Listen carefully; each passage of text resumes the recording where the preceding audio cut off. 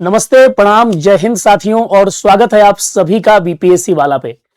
दोस्तों, आज का ये जो सेशन है, इस सेशन में मैं लेकर के आया हूं एक स्ट्रैटेजी वीडियो। जी हां साथियों, अब ये स्ट्रैटेजी वीडियो किस चीज का है तो ये आप समझ लें कि जो भी बच्चे 71वीं बीपीएससी का प्रीलिम्स क्वालिफाई कर चुके हैं और जो मुख्य परीक्षा लिखने जा रहे हैं, उन सारे बच्चों का कई दिनों से एक डिमांड आ रहा है कि सर हम सारे सब्जेक्ट तो कर लेते हैं, लेकिन जो पिछला जो ट्रेंड जो रहा है या जो भी बच्चे अभी तक एग्जाम लिखे हैं, जिनसे भी हम लोग बात कर रहे हैं, उनका एक जीन्यून कंसर्न रहता है कि करंट अफेयर्स और आईआर का जो सेगमेंट हमारा है, वह करंट अफेयर्स और आईआर के सेगमेंट में कौन कौन से टॉपिक पर हम लोग कवर अप करें, कौन कौन से टॉपिक पर हमको फोकस करना चाहिए और क्या स्ट्रेटजी होनी चाहिए उस सेशन को करने की।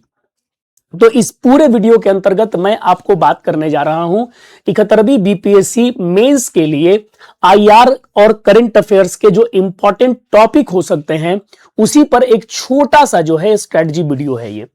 अब इसमें हर एक अप्रोच में बताऊंगा कि क्या आपको फोकस करना है, कौन से टॉपिक्स पर आप नजर रखिए और किस तरह से उसकी तैयारी जारी होगी, हम आपकी तैयारी में कितना कारगर साबित होंगे, यह भी आपको जो है इस स्ट्रेटजी वीडियो में देखने को मिल जाएगा। तो चलिए डिस्कस करते हैं। तो सबसे पहले आईआर और करंट अफेयर्स अगर हम लोग बात करें तो आता कहां है भाई।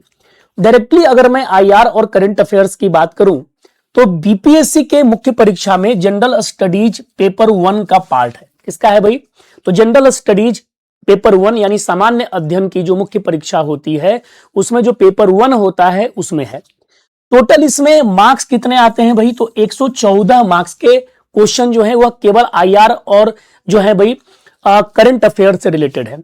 और यह फोकस किस पर करता है? तो नेशनल और इंटरनेशनल इवेंट पे। यानी आप अगर सोच लीजिए कि आईआर और करंट अफेयर्स का जो टॉपिक जिसको लेकर के आपका कंसर्न है, ये कंसर्न मेरे हिसाब से आपका बड़ा जीन्यून कंसर्न है, क्योंकि बच्चे लोग इसमें मार्क्स इसी सब्जेक्ट में जो है ज्यादा उनका आ नहीं पाता है।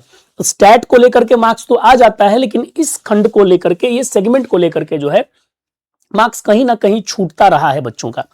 इसके पीछे का लॉजिक एक ये भी रहा है, क्योंकि भाई हिस्ट्री एक इसमें पोर्शन है, एक स्टैट का पोर्शन है, जो ऑब्वियस सा क्लियर है कि कहां से कितना क्वेश्चन आना है और कौन से टॉपिक आने हैं, पहले से वो क्लियर रहता है।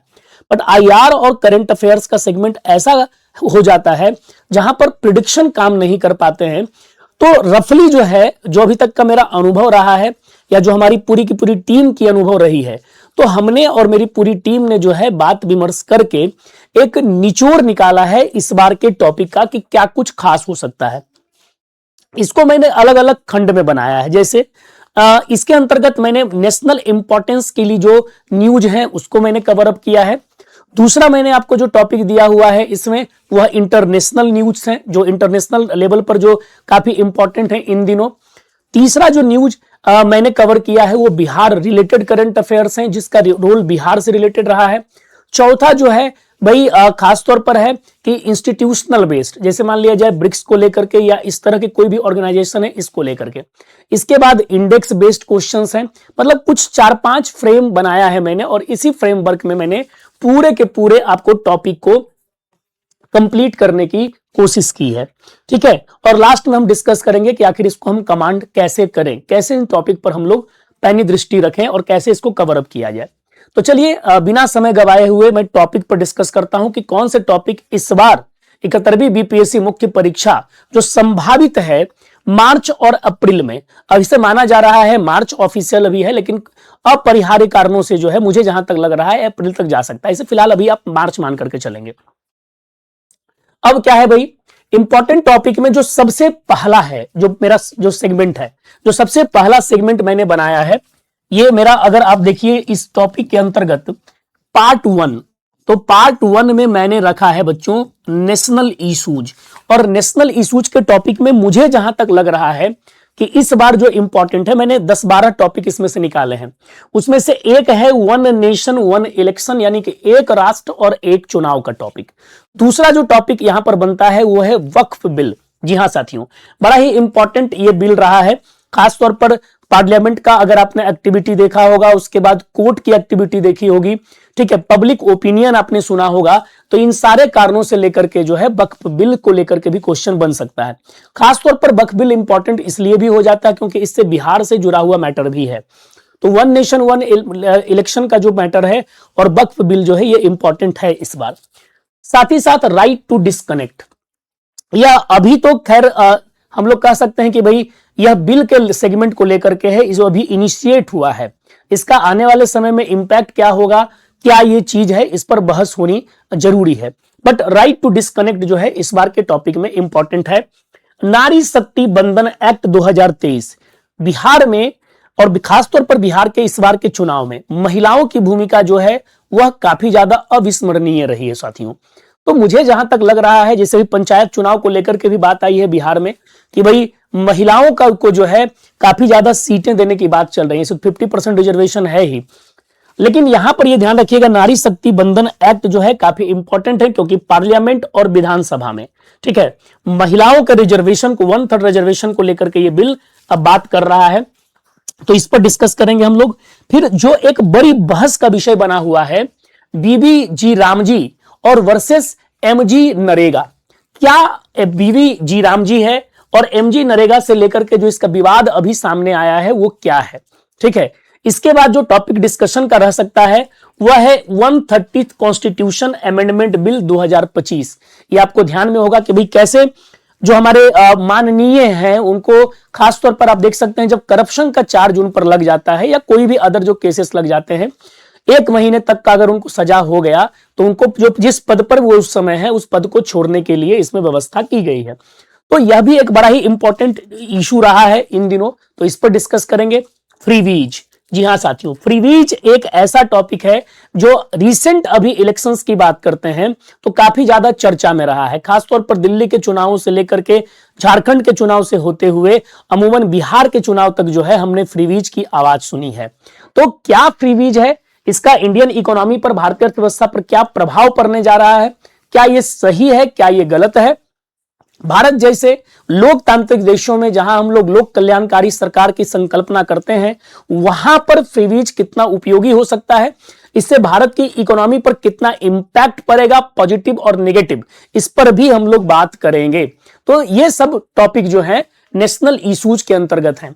नेशनल इश्यूज में कुछ और टॉपिक हैं, जैसे कास्ट सेंसस एक बड़ी बहस बन करके आ रही है, ठीक है, कि जो जातीय जनगणना है और अभी जो इलेक्शंस कंडक्ट कराने की बात की गई है उसमें कास्ट सेंसस को फिर से कंडक्ट करने के लिए कहा गया है। तो यह भी एक इंपॉर्टेंट इश्यूज बन करके आपका आ रहा है। फिर कॉलेजियम सिस्टम, रिसेंट अभी जो बहस चल रही है वह कॉलेजियम सिस्टम को लेकर के है कि न्यायपालिका में सुधार की प्रक्रिया में जो है कॉलेजियम सिस्टम में सुधार किया जाए। तो एक इंपॉर्टेंट टॉपिक कॉलेजियम सिस्टम को लेकर के भी है। इसके बाद हमारे पास है advisory jurisdiction of supreme court under article 143, यानी अनुच्छेद 143 के अंतर्गत सुप्रीम कोर्ट का जो एडवाइजरी ज्यूरिसडिक्शन है उस पर बहस करनी है, हमें उस पर देखना है। उस पर काफी इंपॉर्टेंट ये टॉपिक रहा है क्योंकि रिसेंटली अभी आपने देखा होगा कि भारत की राष्ट्रपति द्रौपदी मुर्मू जी ने चीफ जस्टिस ऑफ इंडिया से अभी जो है एडवाइजरी, उनका एडवाइस मांगा था, चीफ जस्टिस के द्वारा उसको एडवाइस भी दिया गया और ये सारा चीज जो है अभी काफी ज्यादा चर्चा में रहा है। इसी से मिलता जुलता एक जो टॉपिक है जिस पर एडवाइजरी ज्यूरिसडिक्शन का यूज किया गया वह था power of governor under article 200। जी हां साथियों, यानी राज्यपाल की शक्तियां जो अनुच्छेद 200 के संदर्भ में, विधेयकों के संदर्भ में, विभिन्न विधेयकों के संदर्भ में राज्यपाल की जो शक्तियां दी गई हैं उस पर हम लोग इसमें बात करेंगे कि उस पर गवर्नर का पावर क्या है, कितना वो है, ठीक है। और ये जो तमिलनाडु वाला इशू उठा है धीरे धीरे जो है अदर स्टेट में भी देखने को मिल रहा है, इस पर बात करेंगे। इसके बाद इंडिया का एक रिमार्केबल अचीवमेंट रहा है भाई, और रिमार्केबल अचीवमेंट क्या रहा है कि इंडिया ने जो है रेन्यूएबल जो हमारा एनर्जी सोर्सेस है, हमारा जो एनर्जी अभी तक का जो सेगमेंट है उसमें रेन्यूएबल एनर्जी सोर्सेस की भागीदारी जो है 50% को क्रॉस कर गई है। एक रिमार्केबल अचीवमेंट है, उल्लेखनीय उपलब्धि है भारत के लिए। तो मैंने यही एक टॉपिक आपके लिए काफी इंपॉर्टेंट बनाया है, renewable energy landscape of India with respect to solar energy, और फोकस किसमें करना है, सोलर एनर्जी में। यानी भारत का नवीकरणीय ऊर्जा परिदृश्य और विशेष संदर्भ किसका भाई, तो सौर ऊर्जा का। तो ये टॉपिक मेरे हिसाब से काफी इंपॉर्टेंट रह सकता है और भारत की ऊर्जा जरूरतों को पूरा करने के लिए भी ये काफी इंपॉर्टेंट एक टॉपिक बन रहा है। और जो हम क्लीन एनर्जी की बात कर रहे हैं, स्वच्छ ऊर्जा की बात कर रहे हैं, उसके लिए भी टॉपिक काफी ज्यादा इंपॉर्टेंट है। इसके बाद latest definition about Aravali range. Aravali range को लेकर के जो है लेटेस्ट डेफिनेशन दिया गया, जो इस पर बहस छिड़ी है और आने वाले समय में जो इस पर फर्दर जो है एक्टिविटी सिविल सोसाइटीज की देखने को मिल रही है। सोशल मीडिया का इसमें भी इश्यूज देखने को मिला है कि सोशल मीडिया किस तरह से जो है इस मुद्दे को हवा दे रही है। ये सारे इश्यूज पर हम लोग फर्दर डिस्कशन करेंगे और फिर बात करेंगे रेयर अर्थ मेटल को लेकर के। जी हां साथियों, रेयर अर्थ मेटल एक ऐसा टॉपिक है जो अभी रिसेंटली जो है काफी ज्यादा चर्चा में रहा है, क्योंकि इंडिया जो है हर उन देशों के साथ में, चाहे हम सेंट्रल एशिया की बात करें, चाहे हम साउथ अमेरिका की बात करें, चाहे हम अफ्रीका की बात करें, इन सारे देशों के साथ जब भारतीय जो है भाई डेलीगेट्स जा रहे हैं, जो समकक्ष जो वहां के मंत्री हैं उस सेगमेंट के रिलेटेड, तो यहां पर जरूर से जरूर रेयर अर्थ मेटल को लेकर के बात हो रही है। और भारत के एनर्जी नीड्स को पूरा करने के लिए भी रेयर अर्थ मेटल का जो होना जो है यह काफी इंपॉर्टेंट एक टॉपिक बन रहा है। तो रेयर अर्थ मेटल क्या है, इसका क्या हो सकता है इम्पैक्ट भारत की अर्थव्यवस्था पर, भारत के ऊर्जा क्षेत्र में, इस टॉपिक को भी हम इस रेस्पेक्ट से देखेंगे। इसके बाद इंटरनेशनल इशूज। जब नेशनल इशूज मेरा आ गया तो पार्ट 2 जो खंड 2 है, खंड 2 को मैंने बनाया है इंटरनेशनल इशूज।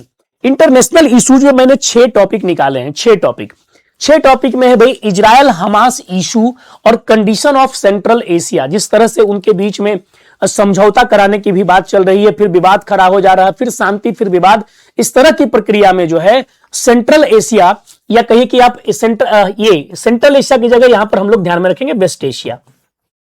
ठीक है, वेस्ट एशिया कंडीशन। तो वेस्ट एशिया यानी पश्चिमी एशिया की स्थिति क्या रहेगी, तो इजराइल हमास का इशू और वेस्ट एशिया का कंडीशन, ये ध्यान रखिएगा।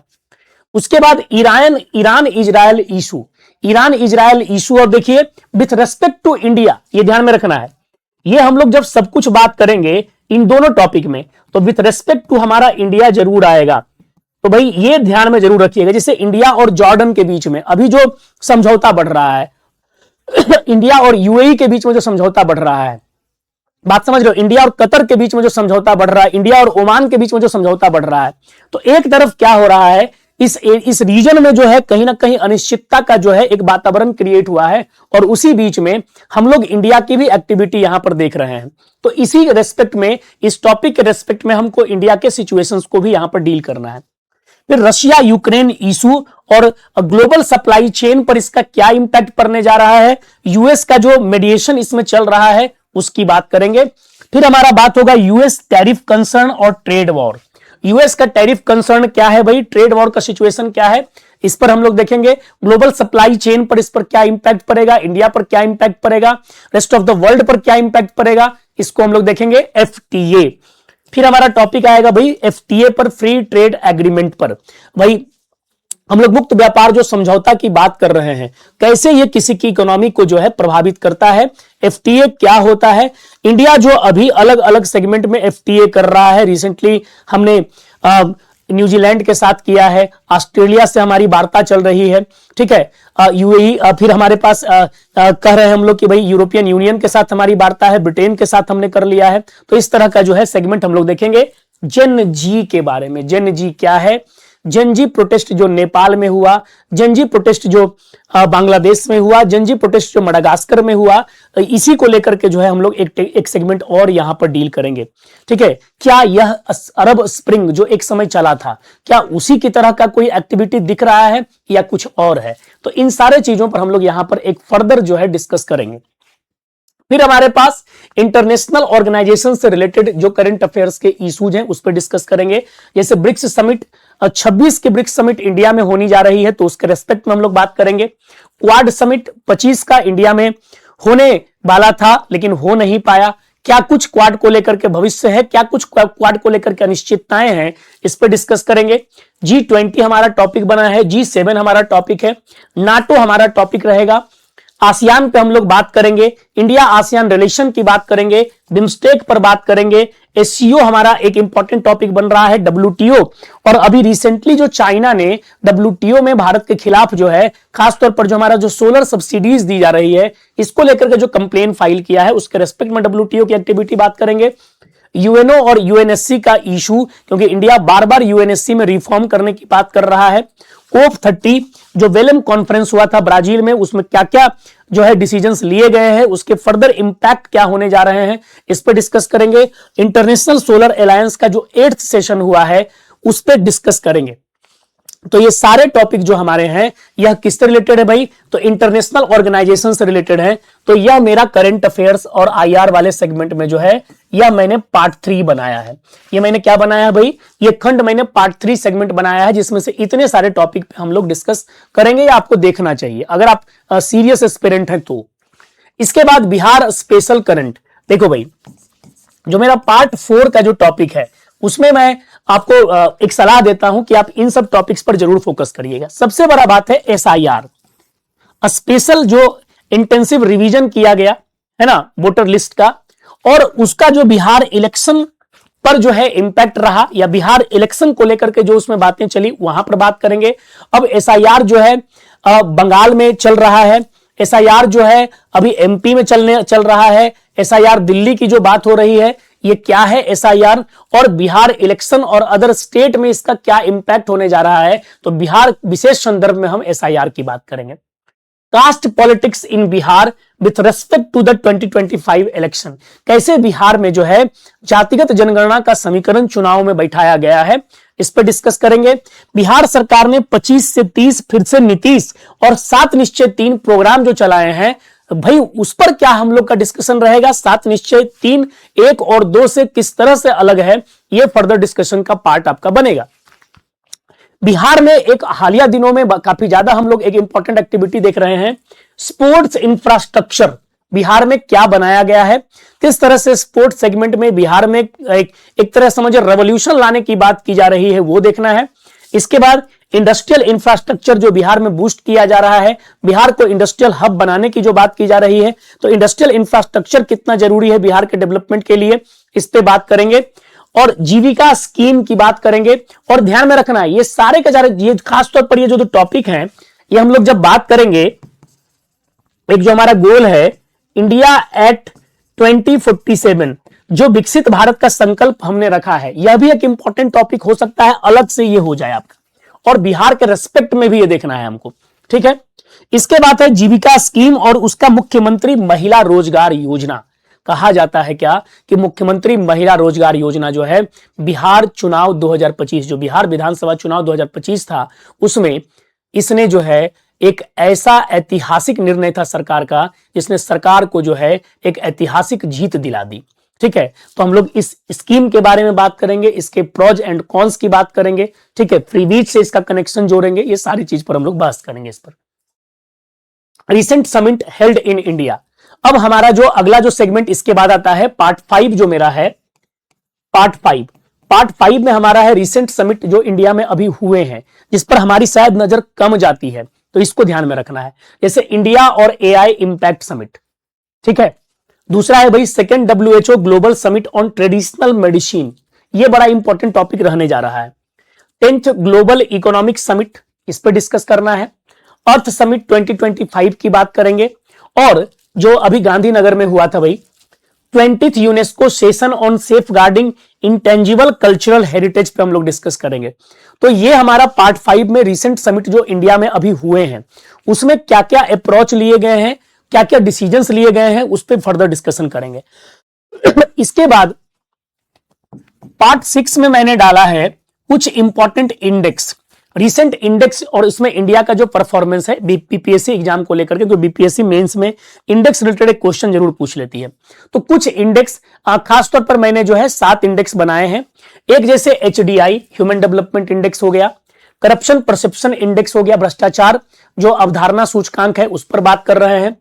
ग्लोबल इनोवेशन इंडेक्स पर डिस्कस करेंगे, ग्लोबल हंगर इंडेक्स पर डिस्कस करेंगे, वर्ल्ड एयर क्वालिटी रिपोर्ट पे बात करेंगे, ग्लोबल पीस इंडेक्स पे डिस्कस करेंगे, वर्ल्ड प्रेस फ्रीडम इंडेक्स पे बात करेंगे। मतलब ये सारे इंडेक्स जो हैं ये आपके लिए काफी इंपॉर्टेंट रहने जा रहे हैं। इसमें आपको ध्यान रखना है कि इंडेक्स रिलीज करने वाली एजेंसी कौन है, इंडेक्स जो है उसका पैरामीटर्स क्या होता है, किसी कंट्री का जो है रैंक डिसाइड करने का, और इंडिया का अगर रैंक जो आ रहा है उसके क्या भाई कारण है कि इंडिया का रैंक किसी में सुधर रहा है, किसी में घट रहा है। तो इस पे फर्दर डिस्कशन हमारा होगा।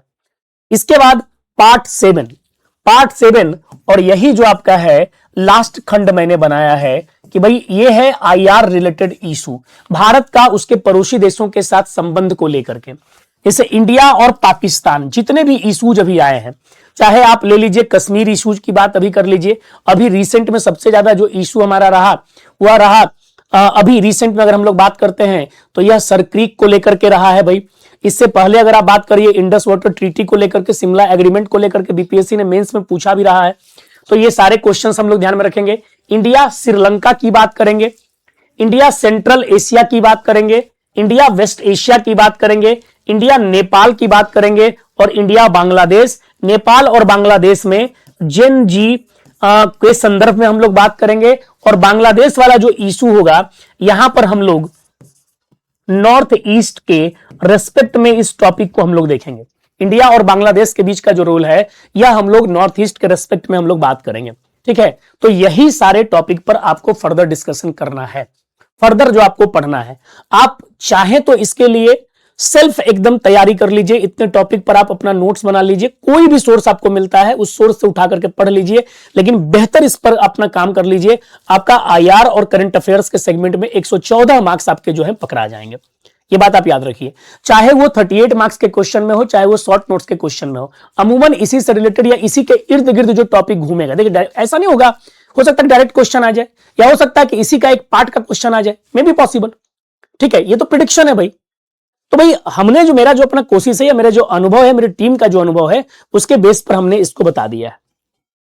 ठीक है, इसमें कुछ और जैसे जब हम बिहार स्पोर्ट्स की बात करेंगे, बिहार में स्पोर्ट्स इंफ्रास्ट्रक्चर की बात करेंगे, तो उसमें जो बिहार ने अभी भाई खेलो इंडिया जो यूथ गेम्स का जो ऑर्गेनाइज किया, तो उसमें क्या बिहार की उपलब्धि रही, अचीवमेंट रहा, उस पर उसको भी हम लोग थोड़ा सा डील करेंगे, उसका भी फर्दर हम लोग पॉइंट डील करेंगे। बात समझ रहे हो? तो ऐसे ऐसे खंड वाइज आप टॉपिक बना लो। ठीक है, तो अब सीधा सा बात है भाई, आपको करना क्या है, ये तो मैंने अब टॉपिक बता दिया। स्टडी कैसे करें?